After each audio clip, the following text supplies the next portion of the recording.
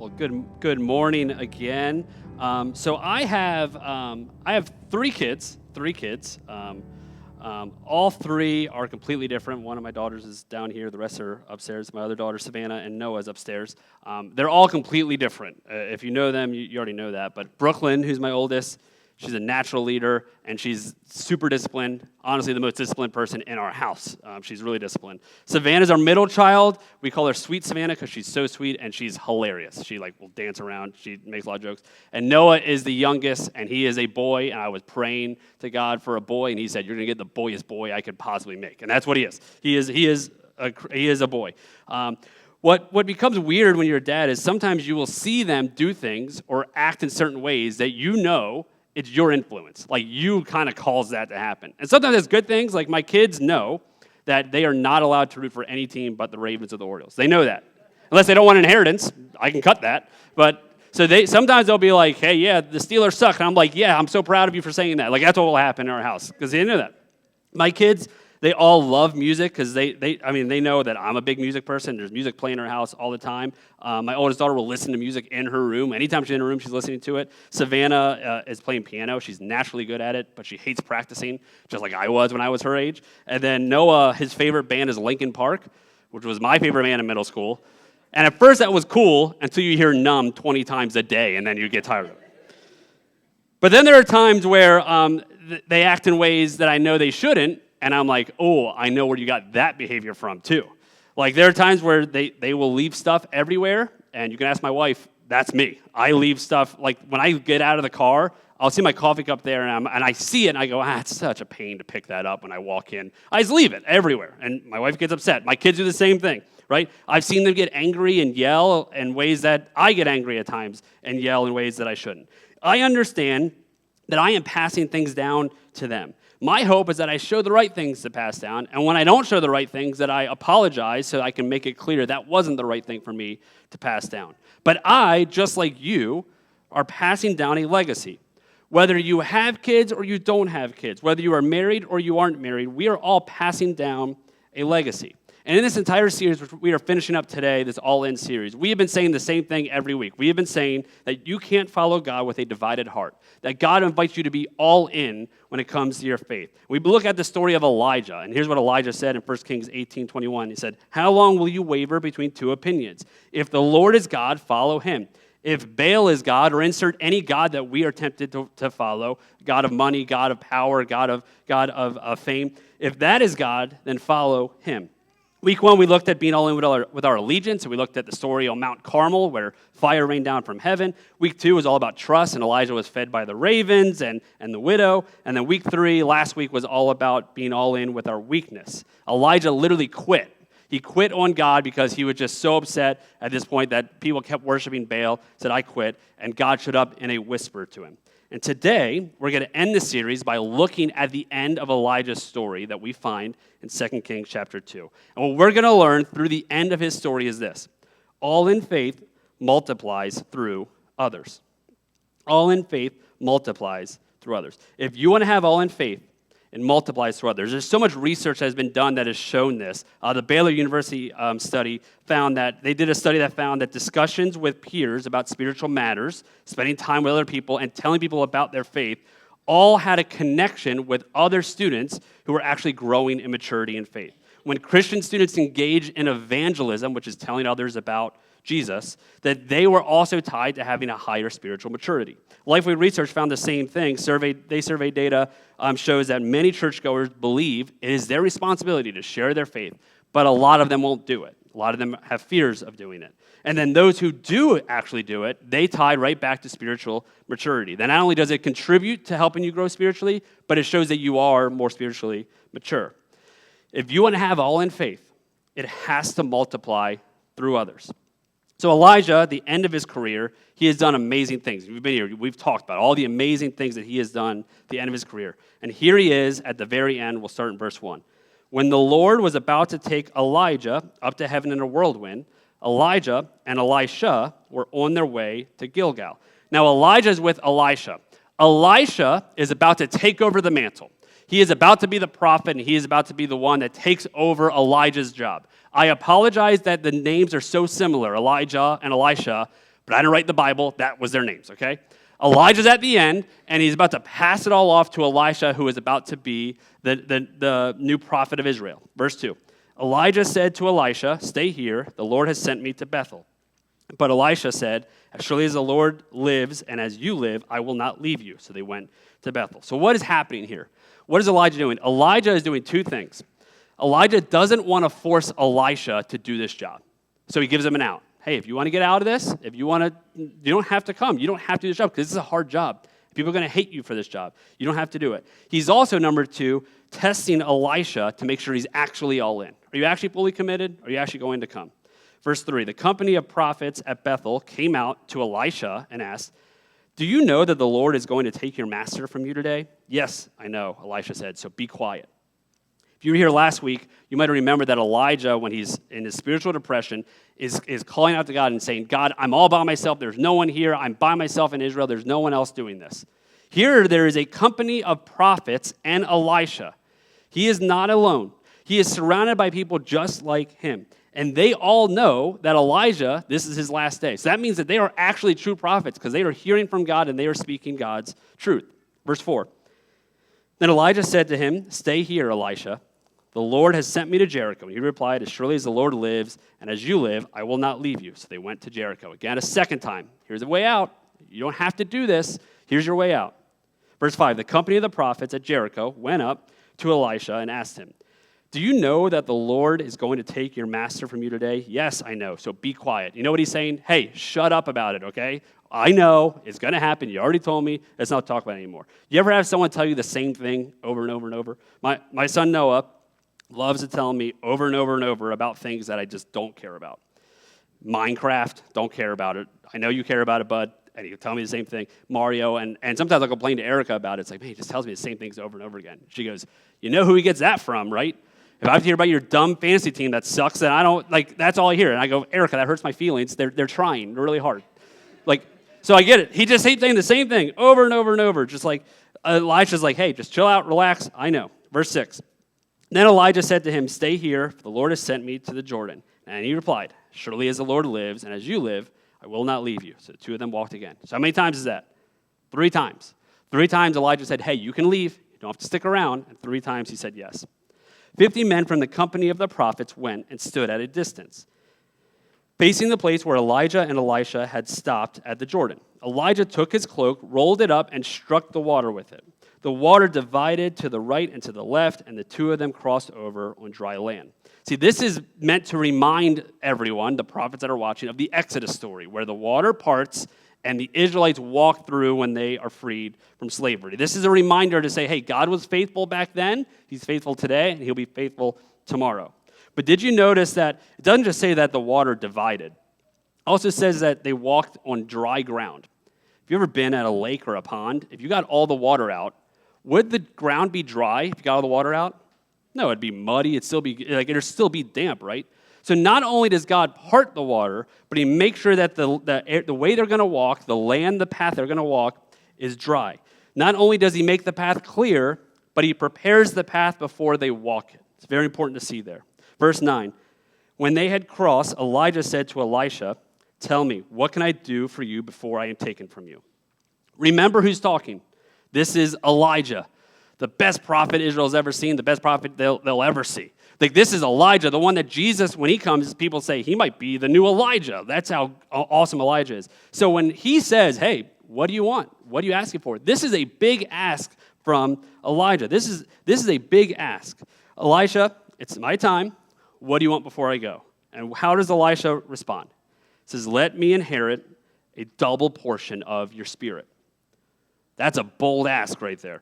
Elisha asked because he knows the shoes he's about to fill. He's going to need a double portion if he is going to fill the shoes of Elijah. Verse 10, you've asked a difficult thing, yet if you see me when I am taken from you, it will be yours. Otherwise, it will not. Here's what he's saying. Elijah, this is not my blessing to give, but if you remain obedient, you will get the blessing. Verse 11, as they walk along and talking together, suddenly a chariot of fire and horses of fire appeared and separated the two of them. And Elijah went up to heaven in a whirlwind. Elisha saw this and cried out, my father, the chariots and horsemen of Israel. And Elisha saw him no more. Then he took hold of his garment and tore it in two. Is there any better way for Elijah, if you've been here, you've heard the story, for Elijah to go out than a chariot of fire? Like, think of that amazing way. That chariot of fire symbolizes God's powerful presence. It symbolizes his heavenly army, and it honors Elijah. It's an honor given to Elijah as he transitions into eternal glory. With this separation through the chariot, it is clear Elijah's mission is over and complete. It's now Elisha's turn. The mantle has been passed. The transition of prophetic authority is clear. In the last three verses, Elisha then picked up Elijah's cloak that had fallen from him and went back and stood on the bank of the Jordan. He took the cloak that had fallen from Elijah and struck the water with it. Where now is the Lord, the God of Elijah, he asked. When he struck the water, it's divided to the right and to the left, and he crossed it. Right now it's clear. Hey, that Elijah, the power he had, Elisha has it. The same miracle Elijah just did, Elisha now did. Then verse 15, the company of the prophets from Jericho who were watching said, the spirit of Elijah is resting on Elisha. And they went to meet him and bowed to the ground before him. All in faith multiplies through others. Elijah's all in faith passed down a double portion to Elisha. So what do we see in this story that we can learn as we try to have all in faith that multiplies through others, as we try to have all in faith that we pass down to younger generations, as we try to reach other people, to multiply through others? What can we learn from this story? I think there's three things. First, we learn evangelism. Evangelism is a fancy church term for telling people about the good news of Jesus. That's what it is, evangelism. Elijah had spent his ministry calling Israel back to worship Yahweh. Because at the time, they were worshiping this god called Baal. We talked about him a couple weeks ago. They were worshiping this god called Baal, and this entire ministry was showing these miraculous signs so that they would stop worshiping this false god of Baal and actually worship the true Yahweh God. His whole life was evangelistic, declaring who the true God is. See, the Israelites were worshiping Baal. It started when the Israelites went into the promised land. If you read the book of Exodus, they go into the promised land. It starts there, and they get there, and they're told, hey, get rid of everyone that's there because they're going to influence you. And they don't get rid of everyone that's there. They come, and they're neighbors of people that are worshiping Baal. And they go, you know what? You worship your God, I'll worship my God, we're good, we'll just kind of do it together in this promised land that Israel has. Eventually, Ahab shows up and goes, hey, let's forget the one God, let's forget the Yahweh God, let's just worship Baal instead. And one of the myths of Baal was that he fought against the god Yam, which was the sea god. In this story, Baal struck Yam with a magical club, defeating him to show that Baal is the god of rain and storm. This is a myth that they had back then. When Elijah goes to the water, other translations say that he used a club. He made his cloak into a club and hit the water. So what is he telling everyone? He's telling everyone, hey, remember the god of Baal who destroyed? No, this is a false god. This is the God of Yahweh. And then another thing that I think is so interesting, Elijah is taken in the clouds. He looks like he's riding the clouds when he's in the chariot. Do you know what Baal's nickname was? The rider of the clouds. This is God saying, hey, even my prophet is better than your so-called God. It's all evangelism. This whole thing is evangelism. But many of us, we hate the word evangelism. We actually don't really like evangelism. In fact, they have found, Barna Group found this last year, that evangelism is on life support in most churches, which is not good for the church if we are not evangelizing. The Barna Group reported last year that only 1% of churches in America report a high effectiveness of evangelism. Why do we struggle with this so much? I know the answer. We're afraid. It's fear. We're afraid to make things awkward. We're afraid to pressure someone into something they don't want to listen to. We're afraid to offend somebody. I get it. I get this fear. I'm a pastor. It's my job. And when I meet someone new in Sykesville, whether it's like some of our kids' parent friends or just anyone new, eventually the question comes up, hey, what do you do for a living? And I used to be terrified of that question because I would say, I'm a pastor. And then normally, this is what happens. First, they will apologize for cussing in front of me. Like, I'm so sorry I said those words. Like I've never heard them before. You're the first one I ever heard them from. That's one. And then two, they don't know what to say. Because they go, well, okay, I don't get your job. You only work one day a week, I think. So and they just have no clue what to say. They feel awkward, and they leave. And I think they also think, like, I just sit at home all day and read my Bible and pray 24/7, so I don't know anything that's going on in culture, right? They just don't know, and it's always awkward. So I used to, like, hate when that question came up. It's like, oh, now this question's going to come up. It's going to make it awkward, and they're not going to know what to say. I got to find a way to do that. But now, I love when they ask that question. Here's why. It gives me such an easy chance to talk about faith. I'll tell them, hey, here's what I do, and here's how I started doing this. And then I ask them this question. This is a bold question. I go, what's your faith? That's a bold question. They always go, I don't know, and they'll start talking about it. And before you know it, sometimes I've asked that, and it leads to nothing, and I never see those people again, and they try to avoid me. Sometimes it leads to actual spiritual questions. Sometimes it leads them to coming here or calling me when spiritual things happen. Here's one thing we have to understand about evangelism. All of us evangelize. Every single one of us. When you talk about a band you like, you're evangelizing that band to me. When you talk about a show or a movie or a restaurant you like, you're evangelizing all of that to me. When my wife and I like to go on dates in Baltimore City to go to Clavel. Any of you ever gone to Clavel before? Any ever heard it? Yep, okay. Clavel is one of the best Mexican restaurants in the city. I think it might be the best. Their tacos are so good. We love it. You get there, it's going to be a wait. It's about an hour and a half wait. No matter what, you're going to have to wait. But it's kind of small, but it's perfect. Look this up. Clavel is so good. Why am I not afraid to tell you how much I love Clavel? Because you may go, and you may not like it. Why am I not afraid? Because I love it, so if you don't like it, that's fine. We have different opinions, but I love it, so why wouldn't I tell you about that? That's all evangelism is. It's one beggar telling another beggar where to find bread. If you believe in the gospel message, here's what the gospel message says. The gospel message says that not only when we were lost, when we were enemies of God, God came and saved us. See, we always get this off, or the way we think it's like, we were just floating in the sea, God, help us, and then he sent a life jacket, and that was Jesus coming. That's not what the gospel says. We were actively fighting against God through our sin, and even in that fight, God came and sent his son for us. If you believe that, why would you not tell people about that? If you believe that even though we are sinners and broken people and that we don't deserve it, we still have hope and grace through the Savior, Jesus Christ, why would you not tell people about that? If you have a teaching that you heard a sermon that sermon was awesome. Whenever people ask me about a marriage sermon, I always tell them the sermon, What Happy Couples Know by Andy Stanley, the first part 1. It changed Eric and I's marriage. We tell people that all the time because it helped us. If you go to a church that you absolutely love the church and the pastor's cool, he doesn't have that much gray hair, why won't you tell people about that, right? All in faith multiplies through others. So multiply through evangelism. That's number 1. Number 2 is this, empowerment. We see empowerment in this story. Elisha boldly asked for a double portion of Elijah's spirit. This request wasn't about pride. It was about inheritance. He wanted to carry on the prophetic mission of Elijah. See, back then, if you were the firstborn son, when it came time to inheritance, you received a double portion of the inheritance. Man, as the oldest, I wish that was still the case. But that's what you would receive, double portion of the inheritance, and then whatever the job was of the dad got passed down to you. You had to actively use the calling. You had to carry out the family legacy. So when Elisha asked for a double portion, he's not just being greedy and prideful. He is saying, I want to be your son, and I want to carry out your legacy. After Elijah was taken up, Elisha immediately stepped into that empowered ministry, performing the same miracle in the same spirit that helped Elijah, showing that the mantle had truly been passed. Empowerment means we don't hold on to it for ourselves. We equip, we encourage, and we release others to do the great works that John 14 tells us about in the power of the Spirit. Some of you right now, you're here and you're Elijah. You need to empower others. You need to teach people and train people by passing on what you know and your expertise. Some of you are Elisha.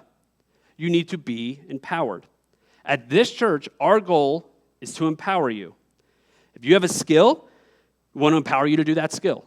If you want to learn a skill, we want to empower you to teach you about that skill. If you have a successful marriage, we want to empower you to tell other people about that successful marriage. If you have a marriage that's struggling, we want to empower you to help you with that marriage.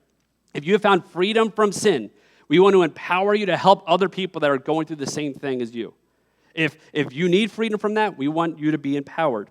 If you've raised great kids, we want to empower you to teach other people about how you raise great kids. It's not an easy job, and you found a way to do it. If you want to raise great kids, we want to empower you to do that. All in faith multiplies through others. So multiply through others through empowerment. I played drums today. I only play like once a month. I try not to that much. Our normal drummer is Jake. He's a normal drummer. He's a young adult. I met him. I was his youth pastor. And when he first started, he wanted to learn drums. I actually gave him drum lessons. I was the one who gave him drum lessons. And he's not here. He sucked, okay? He sucked when he first started. And then he started to practice a little more. And then when we first started church, he wanted to play drums in front of people, but he had never done it. And so, again, I would say, okay, here's what you need to do. Here's how you increase things. I would try to teach him. I'm trying to empower him in order to do it. Now, he's the best drummer at this church, by far. He's way better than I am today and way better than I've ever been, and it actually makes me mad at this point. It's all about empowering. We want to empower you.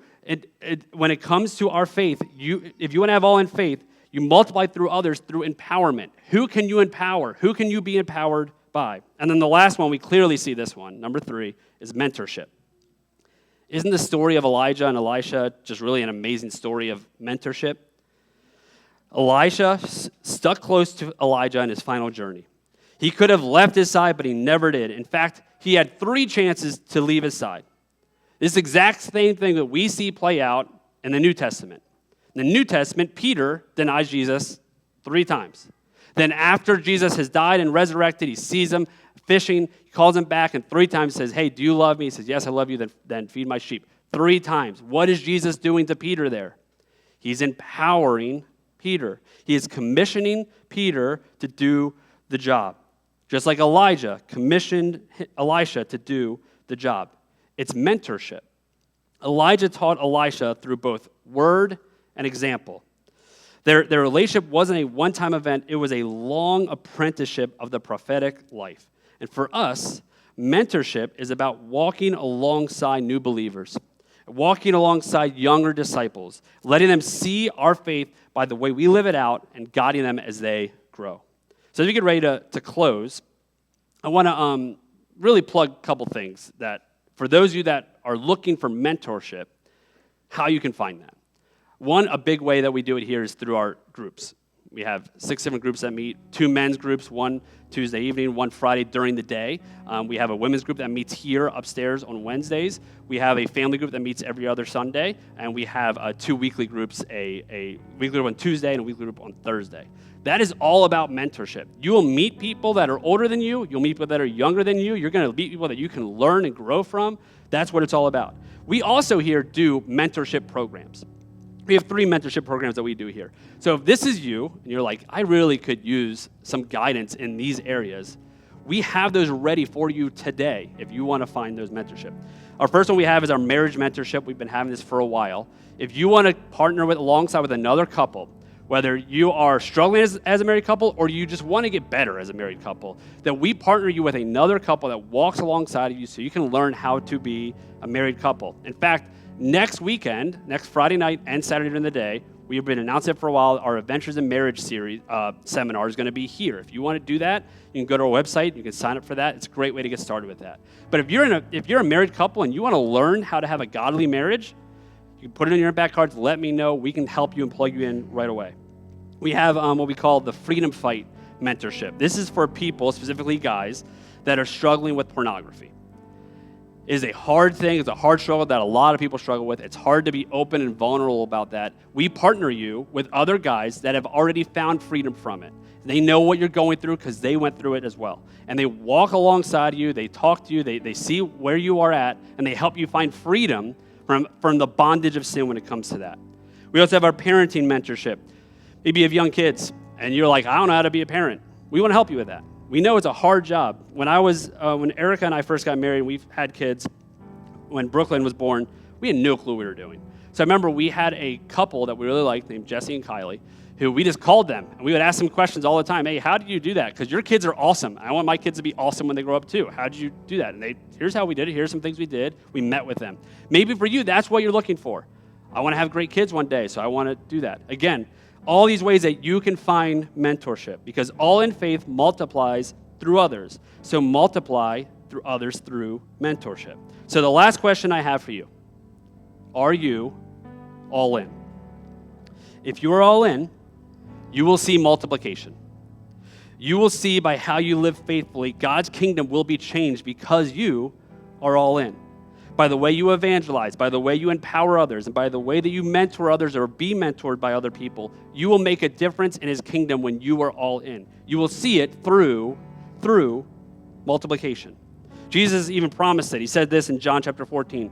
Very truly I tell you, whoever believes in me will do the works I have been doing, and they will do even greater things than these, because I am going to the Father. Jesus promises that the work we're going to do is greater. Now, it's not greater than the saving grace that we have through the death and resurrection of Jesus. But he says, hey, you're going to live it out. You're going to live it out. And it happened. The life-saving message of Jesus spread far beyond where Jesus was to all of the nation thousands of years later because people decided to go all in. And that can be you. So are you all in? So here's how we're going to close this series, and we're going to close today as the worship team comes up. We get ready to play a closing song. For us to be all in, one of the ways that we celebrate that is through communion. In the back, we have communion. This represents Jesus' death and resurrection that we partake, just like we celebrated here with baptisms, that we partake in. Now, here at Impact Church, we believe in an open table. What that means is you don't have to be an owner or a member of this church in order to take communion, that you can take it right where you are at, even if you're just visiting for us today. We just ask that you be a follower of Jesus. But through communion, what we are remembering is the grace that we have through his death and resurrection, that you can be all in, you can have that faith because of what we are celebrating today. So I'm going to pray. I'm going to invite the front row to start, and let's go right down the middle to grab your elements. You can come back to your seat. You can stay standing when you come back to your seat. We will take it as a family together. But as we sing this song, and as we reflect on the body and the blood that we have in our hands, I want to ask you the same question. Are you all in? And ask God that. Am I all in? What are the ways I'm not all in? What are the steps that I need to take? Let's pray. Dear God, thank you for loving us, for saving us. Dear God, thank you for being the God who gave your son for us. That when we were enemies of you, you came and you saved us. God, thank you for this time that we have to reflect on the fact that we can be all in because of your grace, because of Jesus' death and resurrection. God, I pray that you convict each one of us in whatever area it is, whether we need to evangelize more, whether we need to empower other people, whether we need to enter into mentorship, that you just help each one of us to take that next step of faith so that we can be all in. In your son's name, amen. Amen. So we'll start in the front, we'll grab our elements, and come back to your seats.